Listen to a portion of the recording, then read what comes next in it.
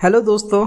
आज मैं आपको एक कंपनी की चीप हरकतों के बारे में बताने वाला हूँ। थंबनेल में नाम देखा ही होगा आपने, क्रेडिट बी। ये एनबीएफसी कंपनी है जो कि इंस्टेंट लोन प्रोवाइड करवाती है। आपने इसे यूज़ तो किया होगा, यूज़ नहीं भी किया है तो नाम तो एटलीस्ट सुना ही होगा।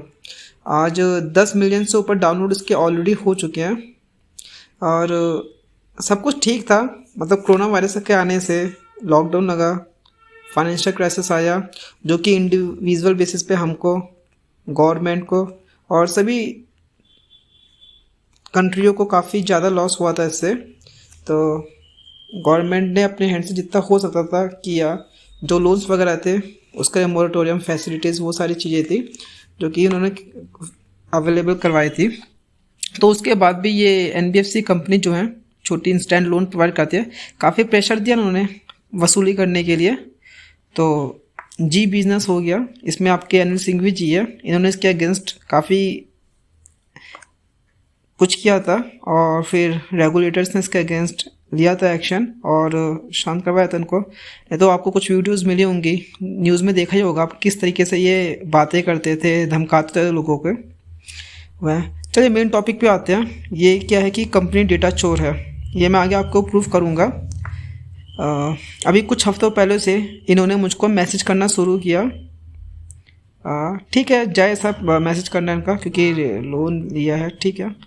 फिर मुझे याद है जहाँ तक है 10,000 का समथिंग मैंने लोन लिया था और ऑलमोस्ट पेमेंट कर ही दिया था। कुछ 1,000 रुपये 500 के समथिंग बचा होगा अमाउंट।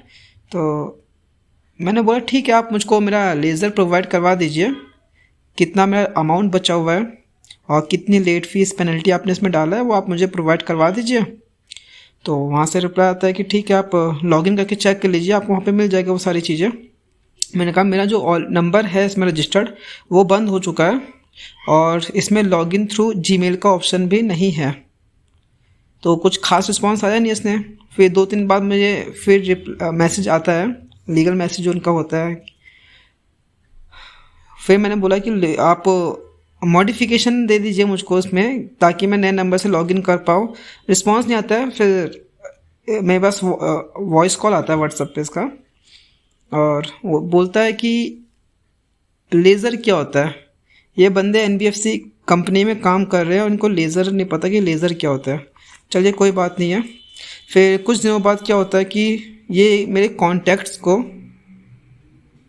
2600 पर जो है मेरे फ़ोन पे इस टाइम पे, उनको मैसेज करना शुरू कर देते हैं, जिसे देख के काफ़ी गुस्सा आता है। और क्या कर सकते हो उस केस पे। मैंने ट्वीट किया था इनको और उसको पे आरबीआई को मेंशन किया था कि इनके अगेंस्ट जो होता है आप एक्शन लीजिए कुछ ना कुछ। अब देखिए यहाँ पे एक बात प्रूफ होती है कि इनके पास मेरे कॉन्टैक्ट्स हैं और जिस टाइम पे मैंने एप्लीकेशन को डाउनलोड किया था उस टाइम पे एक्सेस मैंने इनको कॉन्टैक्ट, मैसेज, फाइल मैनेजर और गैलरी का दिया था। तो जाहिर सी बात है इनके पास ये डेटा गया तो वो डेटा भी गया होगा। आज के दिन पे ये कॉन्टैक्ट्स का मिसयूज़ कर रहे हैं और अनएथिकल एक्टिविटीज़ कर रहे हैं पैसा वसूलने के लिए, ठीक है, और प्रोफेशनली काम नहीं कर रहे हैं। मैंने ट्वीट किया इनको, ईमेल किया है, मुझे अभी तक ना कोई रिस्पांस नहीं आया। बैक टू बैक मैंने इनको 10 ट्वीट किए होंगे तब जाके कोई इनके डिपार्टमेंट में मैसेज मांगा मेरे ट्वीट पे। मैंने उनको अपना नंबर शेयर किया था, मेरे पास कॉल आया था उसका। तो कॉल करके बोलता है कि सर सॉरी, अभी आप पेमेंट करवा दीजिए और हम मैसेज करना बंद कर देंगे आपको। मैंने कहा वो एक अलग बात है, मैंने जो ईमेल किया है उसके बारे में आपको पता है, जो आपके व्हाट्सएप पे कस्टमर केयर एग्जीक्यूटिव थे उससे क्या बात हुई है, कुछ पता है आपको। बोला नहीं सर, आप बस पेमेंट करवा दीजिए।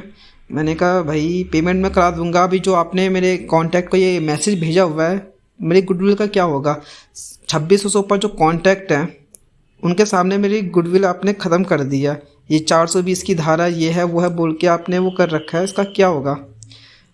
कैलकुलेट कर लीजिए आप, जो गुडविल तुमने मेरे किया है इसको आप कैलकुलेट कीजिए, इसकी भरपाई कीजिए, हम पेमेंट करते हैं आपकी। पर नहीं सर सॉरी, अभी ऐसा नहीं होगा। बहुत ज़्यादा बात करने के बाद पता चलता है कि वो बंदा कोई social networking site ORM department इनका होता है, ऑनलाइन रेपुटेशन मैनेजमेंट, उसका बंदा होता है। मैंने किसी हायर बंदे से बात कराओ, अपने लीगल टीम से बात करा दो। वो बोलता नहीं सर पॉसिबल नहीं होगा, आप ईमेल कर दीजिए इसके रिगार्डिंग।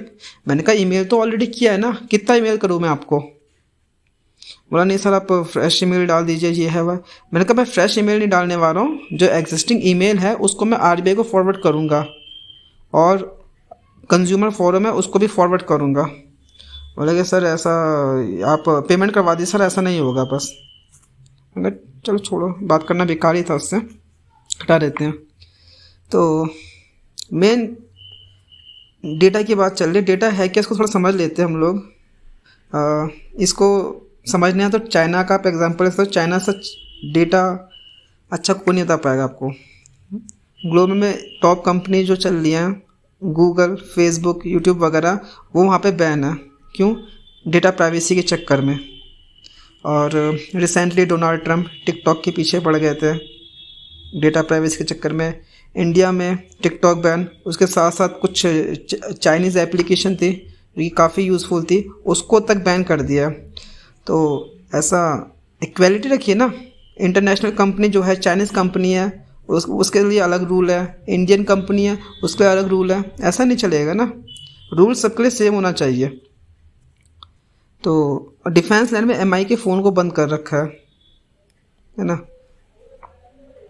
तो ठीक है, बाकी जो मुझको बेस्ट लगा मैंने इस टाइम पे किया है। बाकी क्या इसका बेस्ट सॉल्यूशन हो सकता था आप नीचे कमेंट में ज़रूर बताइए। और मैं थोड़ा अपने बारे में आपको बताऊं, मैं स्टॉक ब्रोकर हूं, पिछले 6-7 साल से मार्केट में हूं। तो अगर इस वीडियो पर अच्छा रिस्पांस मिलता है तो मैं आगे इससे रिलेटेड आपको वीडियो प्रोवाइड कराऊंगा, जिसमें क्रिप्टो करेंसी क्या है, क्या इसमें निवेश ट्रेडिंग करनी चाहिए नहीं करनी चाहिए, स्टॉक मार्केट क्या है, इसके कुछ डार्क सीक्रेट्स बताऊंगा जो कि आपको बुक्स में, इंटरनेट में शायद नहीं मिलेंगे। म्यूचुअल फंड क्या है, ETF क्या है, फॉरेक्स ट्रेडिंग क्या होती है, सोशल नेटवर्किंग साइट से पैसा